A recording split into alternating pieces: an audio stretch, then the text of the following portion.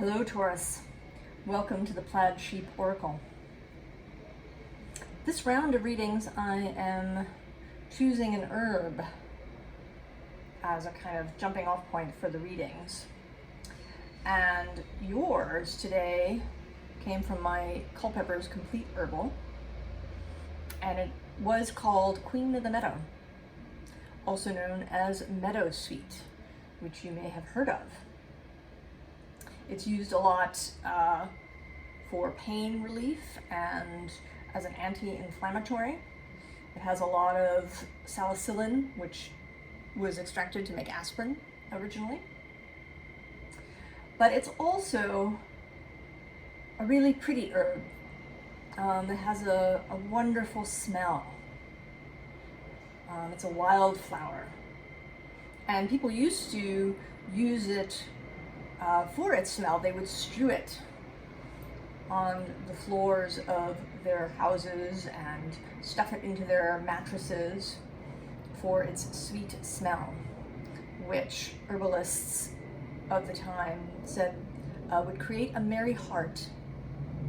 Culpepper assigns the herb to Venus, I think, for all these lovely virtues of beauty and scent, and he also used them for various medical issues that women have. And I think it's this Venus aspect that is why you chose this herb, why your energy chose this herb. Venus rules Taurus. Or as others say, she's domiciled there, and Taurus is her night home, where she is at her most luxurious, Venus. Right? You picture her sort of on a bed or a bench of beautiful fabrics, you know, with wonderful flowers everywhere and rich scents, maybe something wonderful to eat nearby. And I think, you know, our culture is sort of, right, it has these contradictions in it. You know, on the one hand, there's this, I don't know, decadence, or this idea that, you know, we need to own things, you know, that we need the biggest screen TV, or we need, you know, this bag, or we need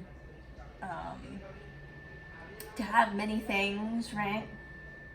And then on the other side of the spectrum is this ascetic sort of idea that owning things is selfish and materialist, and it's destroying the earth, right? Because we need to own all of these things, and we're caught between them. And I feel, Taurus, as if you are more on this ascetic side. And right here in spiritual communities, it does tend to be the thing, right? Certainly for a long time, spiritual achievement was about transcendence, about leaving the body, about, you know, sending your mind or your spirit out into the cosmos to come into unity with, you know, the source, with God. And all right, so here is this soul retrieval card, and I think that this is where you're at. This is what you would like. You feel not right, Taurus. I mean, maybe you've been searching and seeking for a long time. You feel as if you're disconnected. You know, I don't think that your soul gets lost or goes missing. I think that your soul is with you all the time. I don't think that it's possible for your soul to get lost. But the connection can become really fuzzy, right? Filled with all kinds of other gack that our culture creates, that were created, you know, in your childhood and your education and everywhere else and in the details of your life, so that this connection isn't clear. It's this smoky mirror, and it may feel as if the connection is broken, as if you have to go search for it somewhere. And right, this holy mountain comes next. Maybe you've been doing, you know, what's sort of seen as spiritual work. You've been meditating, you've been reading up on different spiritual traditions, seeing what appeals to you, perhaps. But it all just, right, you're not really getting anywhere. This magical doorway, this portal that you're looking for is obscured. You can't see it.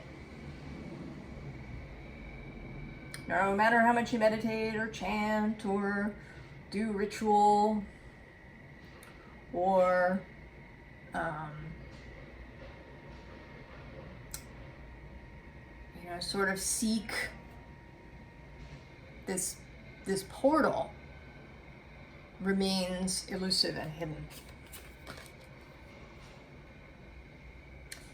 And I think you're really beginning to feel it, right? This journey is beginning to feel really heavy, Taurus.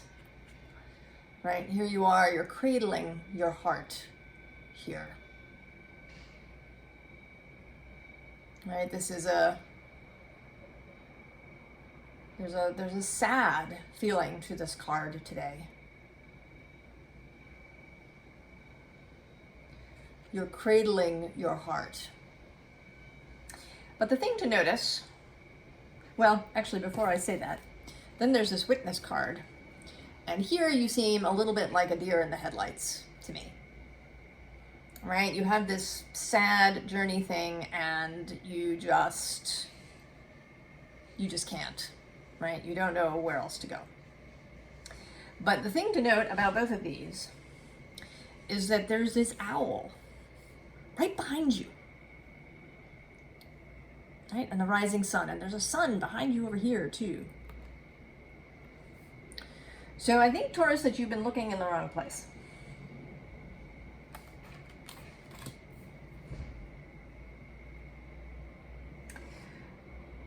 These readings all along so far, even just from the beginning, have had this call to recognize your true nature. Now, that doesn't necessarily mean, you know, what's written down in some book somewhere as Taurus, but to sit with yourself, to recognize your true nature, to find what is right for you. And I suppose it's sort of not surprising that these messages are coming through me. I have an Aries sun. I tend to see things from an individualist point of view. Not self-centered in a selfish way, but in acknowledgement that we all are unique. We're part of a community, we're part of a species, we're part of a planet.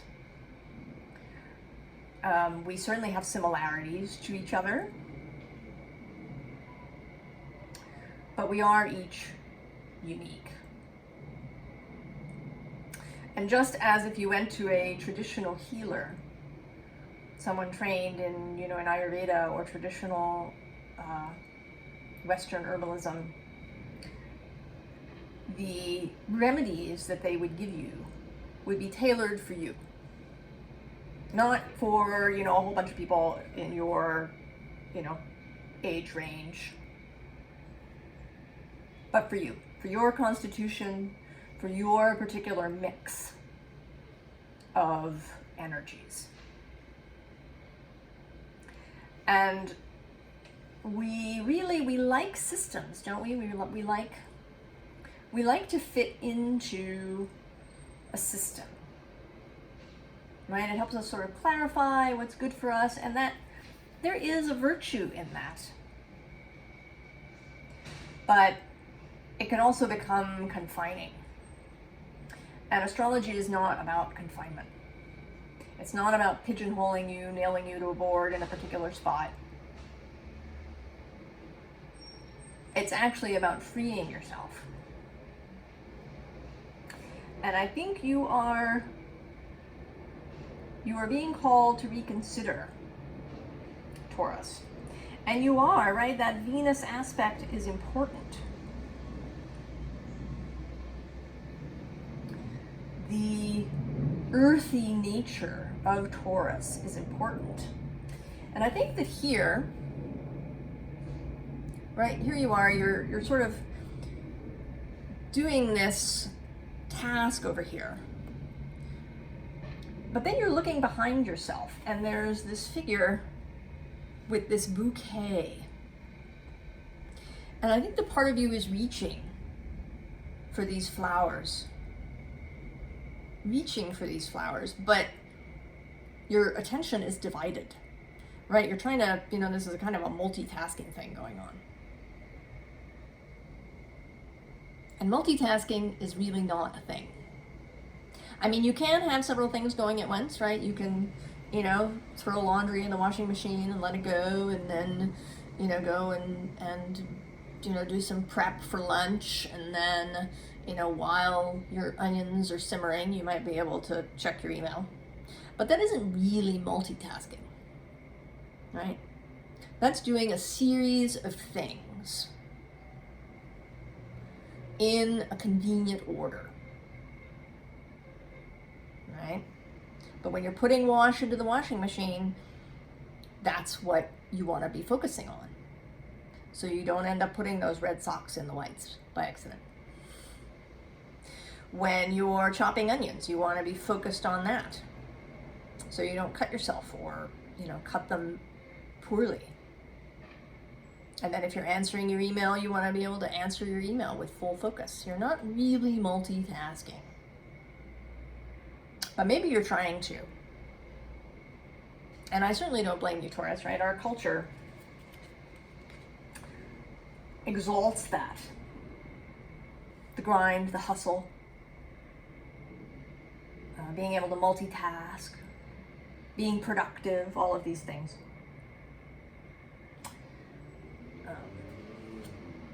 But the next card out for you is this beautiful hydrogen card, right? Number 1 of the periodic table, the first element.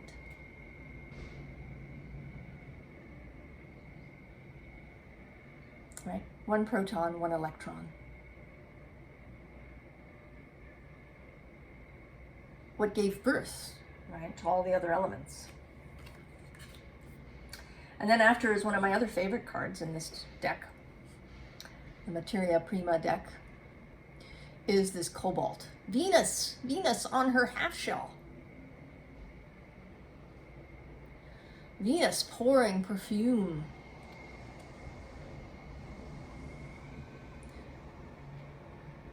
Venus actually standing what is on what might be a pearl in this half shell.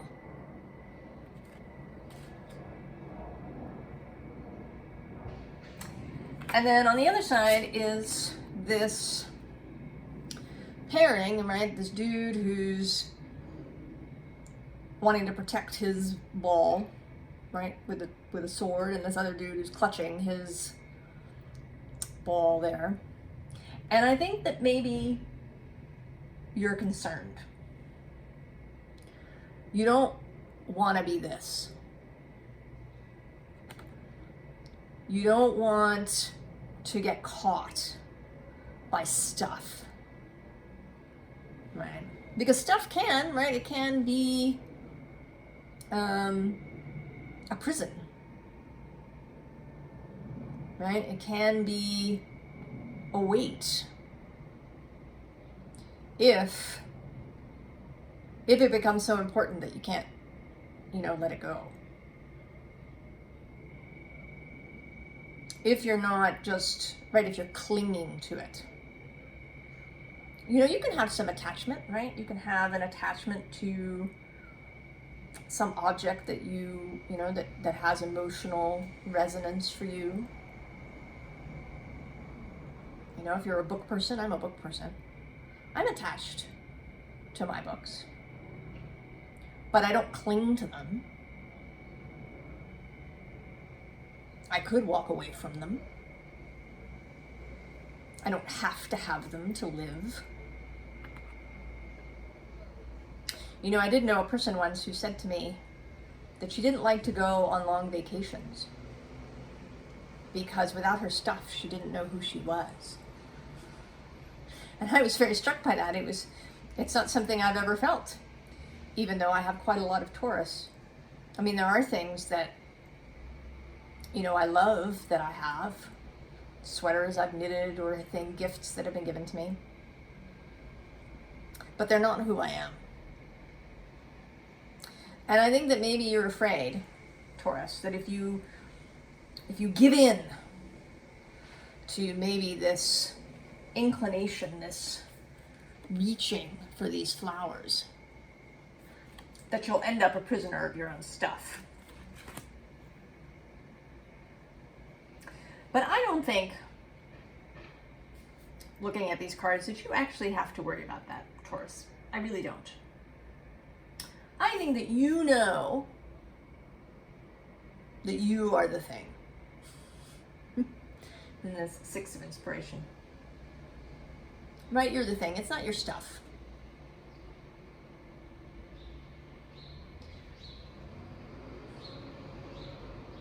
But the sensual aspects of life, this Venusian feeling, doesn't have to be about owning a lot of stuff. It's about enjoyment, about letting these things, allowing these things to make you merry. I mean, flowers are a wonderful example. They are one of the most ephemeral beings, flowers, right? That aspect of the plant. They show up, they're loved by pollinators and the wind, and then they're gone. And there's absolutely nothing that is wrong or evil or decadent, at least in a bad sense. Decadent has its loveliness, but there's nothing, there's no necessarily devil energy in enjoying flowers while they're there. In really enjoying something that you love to eat. Right? Like a ripe peach.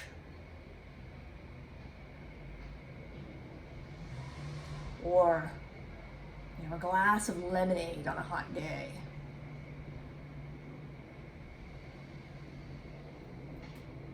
Or, a square of chocolate. Or the smell, right, of baking bread. Or musk. Or of your lover's body. Your child's head, right?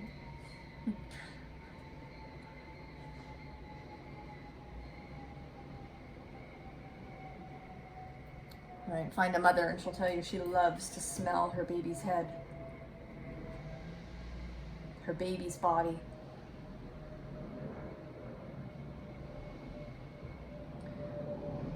These are not things to push away, Taurus, because they seem unspiritual, or that they'll lead you, you know, to be in debt because you suddenly have this house full of stuff. So I think that you're here, Taurus. And I think, frankly, that you want to be persuaded. I think you do. I think that you are feeling this. And although I intend these readings to be timeless, here in the Northern Hemisphere, we're entering into autumn. And in the South, we're entering into spring. And these are two really sensual seasons. I mean, all seasons are sensual, but, you know, fall, right? The smell, right? The crispness of the air, the golden color of the light as the angle of the sun changes. Pumpkin spice, if you enjoy that. The sound of crunching through the leaves.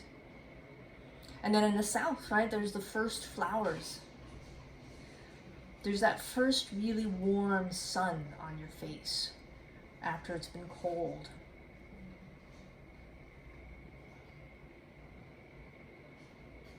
There's a different scent on the breeze and the sharper, clearer light as the sun gets higher in the sky. These are sensuous seasons. And they're also, you know, the summer and the winter have their own sensory stuff, but sometimes they can be a little overwhelming. Right? July can be overwhelming with heat and light. And January can be overwhelming with cold and darkness. Spring and fall are more moderate. Yeah, they're more moderate. Ostara and Mabon. So it can be easier to enjoy without overwhelm. And here you go, Taurus. You are going. You absolutely are. You've been stuck in the ghost dance, but you're ready to go. I mean, there's this reading, there may be other things you've been running into, the beauty of this season we're in. You're ready to go. You're ready to go through this first gate. There's a second gate we're going to come to in a second, but this first gate is mental. Right? It starts in the mind. Everything starts right in the head. This is where we get spun out. This is where all of those difficult beliefs lie. The Muse of Voices is the King of Swords in this deck, but it is sort of, it has its own nuanced meaning. There's this moth energy happening. Also this orange color that, you know, sort of sacral energy, and then the pink, that's the heart. This is getting your mind on side. Getting your mind to work cooperatively with your heart and your sacral creativity.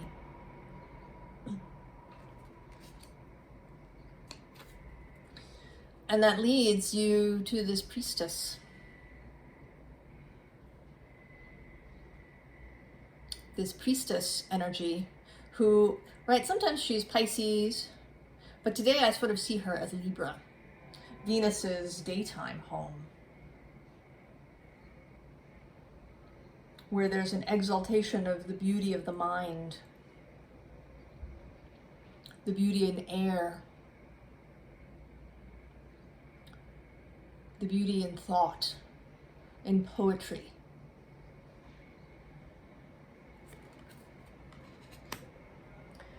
So that's the first beauty stalk. And then when you've gotten comfortable with that, we come to this page of materials,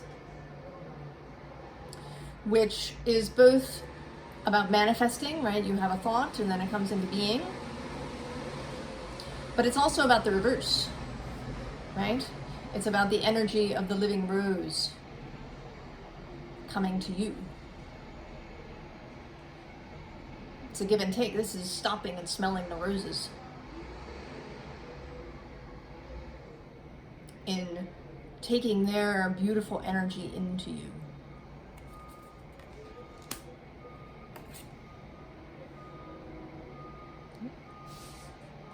You're backing up in confirmation. And then you go through the second gate. Muse of materials, King of Pentacles. Finding this new place. A place where the sensual, the physical are absolutely a part of your journey. Now this bottom row, I feel, is sort of a little last kind of pep talk for you. We start with this Knight of Stones. And the Knight of Pentacles traditionally is a very slow moving energy, but this horse isn't slow, right? He is jumping, rearing up perhaps, cantering. This is a free moment. This is freedom around material things. Right? The freedom to enjoy them without clutching them to yourself. So that you don't end up in this Six of Stones exploitation energy. Right? This feeling that you're doing something terrible. Or that, you know, material things are exploitative of the earth and of people. You don't have to end up here.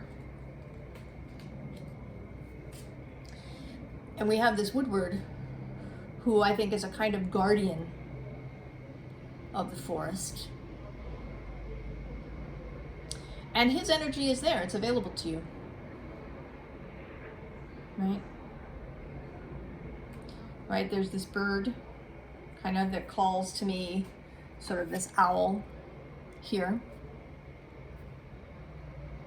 You can seek his counsel whenever about, you know, how to proceed responsibly around stuff. If you ever feel concerned, he'll talk to you. He will give you good guidance.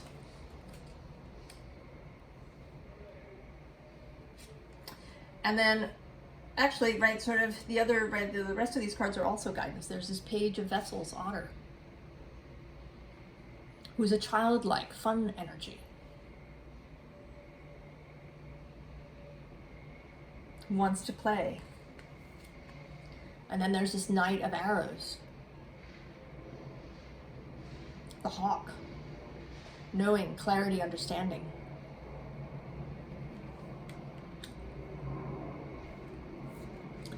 And then the Queen of Stones, Queen of Pentacles, Venus again, arriving.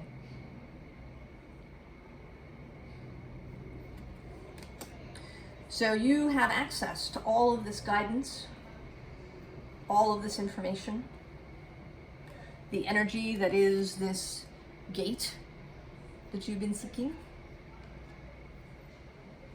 And it can be found in your body. In enjoying your body, in sensual pleasures. Don't try to transcend the body, Taurus, is really the bottom line. Be one. You are one. You are one with your body. Your body, your mind, your heart, your spirit, your soul, you are all one. Trying to cut some part of that out will not get you where you want to go. So embrace, right? Embrace your bodily self. Embrace the Venusian, earthy aspect of yourself. And you don't have to do it according to anybody else's way. You don't have to start, wearing velvet and gold. You can go around in old jeans and a white t-shirt if that's what feels good to you. So find your path. And lastly, here under this soul retrieval and this smoky mirror is this council card. And that is you, right? Here the image is sad, right? Cradling the heart in sadness, in not knowing where to go. This is clarity. Be whole, Taurus. Be whole and enjoy your embodiment here on Earth. And I think that you will find that guidance and connection that you're seeking will become available